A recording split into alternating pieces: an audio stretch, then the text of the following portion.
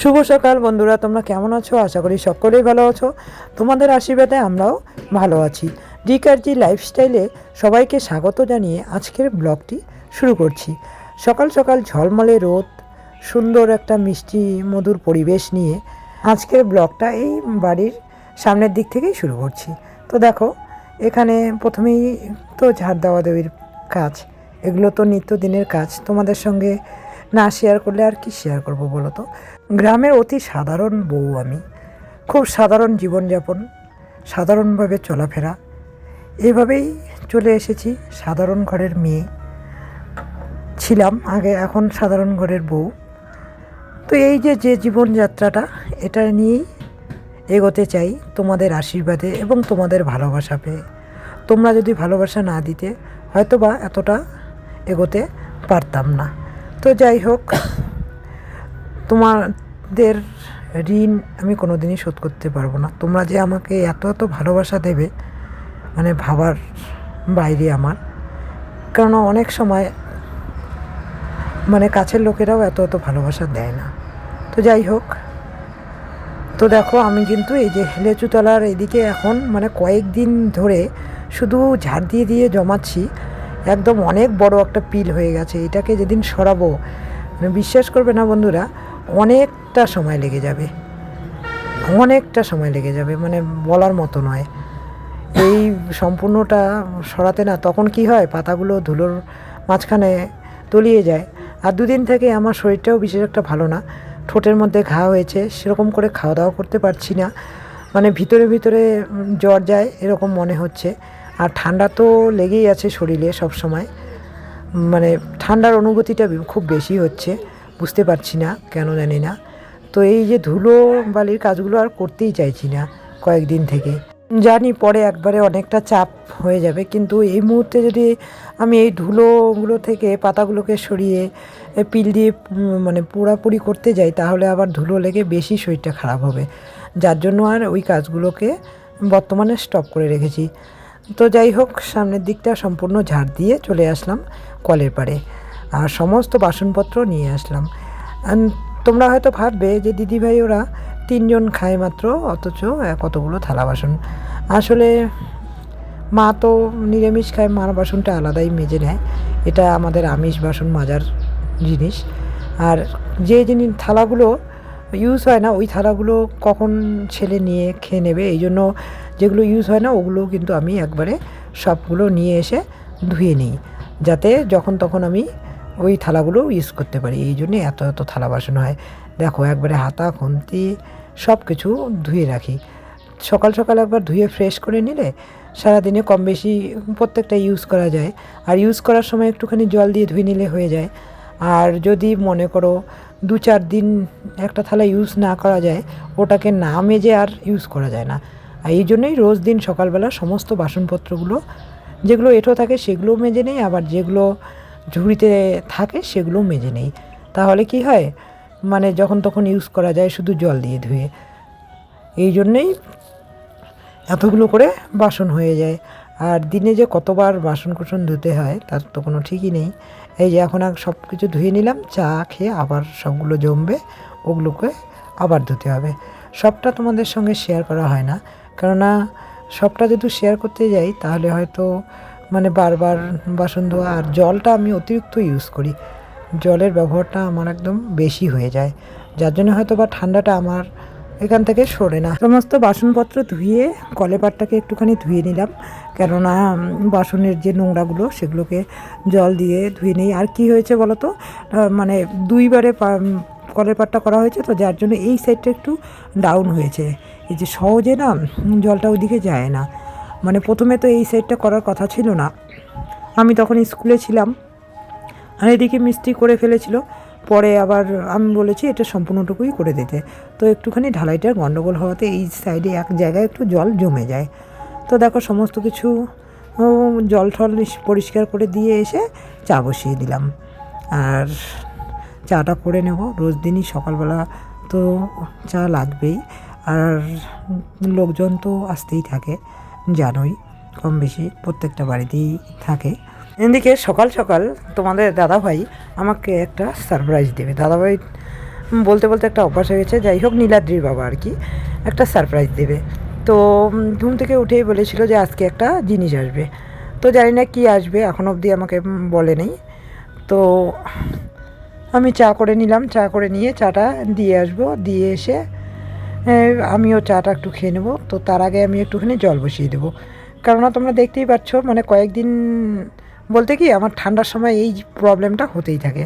ঠান্ডা কি বলো, গরম কি বলো, মানে বেশি ঘামলে, বেশি ফ্যানের হাওয়া খেলেও গলাটা বসে যায়, আবার বেশি ঠান্ডা লাগলেও গলাটা বসে যায়। আর ঘুম থেকে উঠে তো কোনো কথাই নেই, গলা দিয়ে আওয়াজই বেরোয় না। এটাই হচ্ছে আমার স্বপ্ন পূরণের জিনিস। মানে আমি তো ভাবতেও পারিনি যে নীলাদ্রির বাবা এত সুন্দর সারপ্রাইজ আমাকে দেবে। তো দেখো, তুলসী মঞ্চের জন্য টাইস নিয়ে এসেছে, তার সঙ্গে নিয়ে এসেছে ছবি। তো এই দেখো, তোমাদের সঙ্গে ছবিগুলো শেয়ার করছি। আমি তো খুব খুশি, কেননা আমি কয়েকদিন ধরেই মানে ভাবছিলাম, তো কিছুদিন থেকেই তো তুলসী মঞ্চের কাজগুলো বন্ধ ছিল। তো দেখো কি সুন্দর, এখানে আছে রাধাকৃষ্ণের ছবি, এটা সামনে লাগাবে। এই যে এখানে রাধাকৃষ্ণের সঙ্গে চৈতন্য মহাপ্রভু আছে, আর এই যে পঞ্চতত্ত্ব বলে ওইটা। আর এই দুটো হয়ে গেছে গণ্ডগোল। এই দুটো মা বলেছিল এই মানে পঞ্চতত্ত্বটাই মানে চারদিকেই লাগাবে, কিন্তু এগুলো গণ্ডগোল দিয়ে ফেলেছে। তোমাদের নীলাদ্রির বাবা অর্ডার দিয়েছিল, আর এই যে হরে কৃষ্ণ চারপাশে লাগবে। মানে আমি যে কতটা খুশি মানে ভাবতে পারবে না, মানে সেই খুশি যে ফাইনালি নীলাদ্রির বাবা একটা ব্যবস্থা করে টাইলসগুলোকে নিয়ে আসলো। অনেক দিনের একটা স্বপ্ন ছিল যে টাইলস লাগানো কোনো কিছু থাকবে আমার। তো ঘরে তো কখনো টাইলস লাগাতে পারবো কি পারবো না সেটা জানি না। তো মানুষের তো স্বপ্ন থেকেই যায় না, স্বপ্ন না দেখলে কখনো সত্যি হয় না, এটা বাস্তব। তো স্বপ্ন কখনো ঘর বাড়ির দেখি না, কিন্তু তুলসী মঞ্চে যে টাইলস লাগাতে পারবো এটা আমার মানে অনেক দিনের স্বপ্ন ছিল। যে আমি ঘরে লাগাতে তো প্রচুর টাইলসের প্রয়োজন আছে, কিন্তু তুলসী মঞ্চে তো আর বেশি একটা লাগবে না। তো যার জন্যই তুলসী মঞ্চটা অন্ততপক্ষে আমি আমার মনের মতো করে নেব, যাতে ভবিষ্যতে আমি মানে ঘরবাড়ি করলেও আর তুলসী মঞ্চটা আর কি ধরতে হয় না, এই ভেবেই কিন্তু তুলসী মঞ্চের কাজটা শুরু করা। অবশেষে নীলাদ্রির বাবা আমার স্বপ্নটা পূরণ করে দিল। মানে সত্যিই আমি জানতাম না যে টাইলসটা আজকেই আসবে, কিন্তু শুনছিলাম যে দোকানে টাইলস দেখে এসেছিল আর ডিজাইনগুলো আমাকে দেখিয়েছিল। তো মা, আমি, নীলাদ্রির বাবা তিনজনে মিলেই ডিজাইনগুলোকে পছন্দ করেছিলাম, যে এই ডিজাইনটা মাঝখানে বসাবো, আর বাদবাকি যে সাইডে একটুখানি করে ডিজাইন হবে, আর তো সম্পূর্ণটা কালার হবে। তো ডিজাইনগুলো আমরা পছন্দ করার বোধহয় 10 দিনের মতো হয়ে গেছে। তো জানি না যে আজকেই আসবে সেই জিনিসগুলো। তো দেখো, এদিকে কিন্তু আমি ওগুলোকে তোমাদের সঙ্গে টাইলসগুলোকে শেয়ার করে এদিকে কিন্তু রান্নাঘর মোছা শুরু করে দিয়েছি, কেননা আজ হচ্ছে শনিবার তো একটু এমনিতেও রান্নাঘর তো প্রায় মুছি রোজ দিনই রান্নার আগে আগে। তো শনিবার একটু মুছে নিচ্ছি, আজ যেহেতু মাই রান্না করবে, আমি বানালেও একটা দুটো সবজি বানাবো, দেখা যাক কে রান্না করে, এটা এখনও ফাইনাল হয়নি। তো এদিকে দেখো আমি রান্নাঘরটা মুছে নিলাম, মুছে নিয়ে এই যে লোহার যে কড়াইটা আছে সেটাকে নিয়ে একবারে কলের পাড়ে চলে আসলাম। কলের পাড়ে এসে এটাকে মেজে নেব। কি বলো তো, আমরা তো মধ্যবিত্ত ঘরে থাকি না, তো একবারে কোনো কিছু কিন্তু কমপ্লিট করা আমাদের পক্ষে সম্ভব হয়ে ওঠে না। যার জন্য তুলসী মঞ্চটা কবেই শুরু করেছি, দেখো আজ অবধি এখনও আমি ফাইনাল লুকটা তোমাদের সঙ্গে শেয়ার করতে পারিনি। তো এইটাই হচ্ছে সমস্যা। যেহেতু নীলাদ্রির বাবা কৃষিকাজ করে, সেরকম তো আর আমাদের সার্ভিসম্যান নই আমরা যে মাসে মাসে চাকরির টাকা আসে বা মাসে মাসে কোথার থেকে ইনকাম আসে।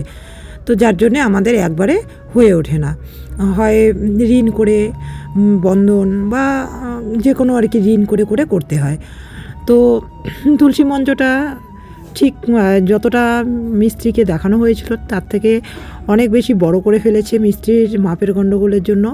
মানে প্রথমে যেরকম করে করার কথা ছিল সেটা হয়নি, তারপরে ওটাকে যেহেতু করে ফেলেছে ওটাকে ভালো করার জন্য এই যে পরে এতটা মানে এরকম হয়ে গেল। তো হওয়ার পরে তো আর কিছু করার নেই। তো যাই হোক, কালার আমি চেয়েছিলাম তোমাদের সঙ্গে একবারে তুলসী মঞ্চটা সম্পূর্ণ কালার করে টাইলস লাগিয়ে সব কিছু কমপ্লিট করে তোমাদের সঙ্গে শেয়ার করব, কিন্তু সেটা আর হয়ে ওঠেনি। মাঝখানে আমাদের কাজ বন্ধ করতে বাধ্য হয়েছিলাম, কেননা নীলাদ্রির বাবা আর চালাতে পারছিল না কাজটাকে, তো আপাতত বন্ধ রেখেছিলাম। প্লাস্টার করা কমপ্লিট, কিন্তু রঙটা আর কি বাকি রয়ে গেছে। তো হুট করেই যে আজ টাইলস নিয়ে আসবে এটা আমার ভাবনা ছিল না। তো যাই হোক, আমার স্বপ্ন পূরণ করলো, যার জন্য আমি খুব খুব খুশি। তো টাইলসটাকে হয়তো বা কালকে লাগাবে, নিচটাকে একদিনে তো সম্পূর্ণটা কমপ্লিট করতে পারবে না মিস্ত্রিরা, যতটুকু নিচটা লাগানো হবে মেঝেটা ওইটুকু অবশ্যই তোমাদের সঙ্গে শেয়ার করব। আর ছবিগুলো লাগাতে সময় লাগবে, আর সাইডে সাইডে বিট হবে, তো ওগুলোও কিন্তু লাগাতে সময় লাগবে। তো কালকে আমার কতটা কাজ কমপ্লিট হয় অবশ্যই তোমাদের সঙ্গে একটুখানি হলেও শেয়ার করব। তো যাই হোক, দেখো আমার কিন্তু মাজা শেষ। এখন আমি এই যে ছেলের স্কুল ড্রেস প্লাস ওর সোয়েটার টুকিটাকি কিছু জামা কাপড় ধুয়ে নিচ্ছি। এগুলোকে ধুয়ে নিয়ে একবারে স্নান সেরে নেব, কেননা স্নানের পরে না এই যে কড়াই মাজা বা এই ধরনের কাজগুলো আর করতে ইচ্ছে করে না, ধোয়া কাচা। তো ভাবলাম আজকে সেরকম তাড়া নেই কোনো কিছুরই, তো একবারে ধুয়ে নিয়ে স্নানটা সেরে নিই।